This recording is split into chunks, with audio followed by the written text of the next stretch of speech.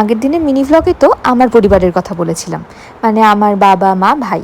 আজকে বলবো অরিন্দমের কোনো ভাই বা বোন কেউ আছে কি না। না, অরিন্দমের কোনো ভাইও নেই, বোনও নেই, দিদিও নেই। অরিন্দমের দাদা আছে, ওরা দুই ভাই। বৌদিও আছে, আর আছে মিষ্টি চিনি, মানে আমাদের মিহির দিদি ভাই।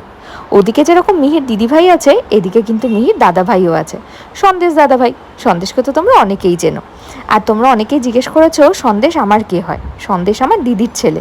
দিদিভাই হচ্ছে আমার মাসির মেয়ে। অনেকে তোমরা ভাবো আমরা তিন ভাই বোন, অ্যাকচুয়ালি দেখতে গেলে আমরা তিন ভাই বোনই, তবে দিদিভাই আমার মাসির মেয়ে হয়।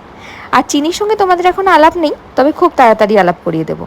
আর আজকে তোমাদের মিষ্টি মিহির কিন্তু জ্বর এসেছে। সকাল থেকে একদম ঠিকঠাক ছিল, তবে বেলা বাড়তেই জ্বর চলে এসছে। তবে এই সময়টা যখন খেলাধুলা করছে তখন জ্বরটা একটু কম।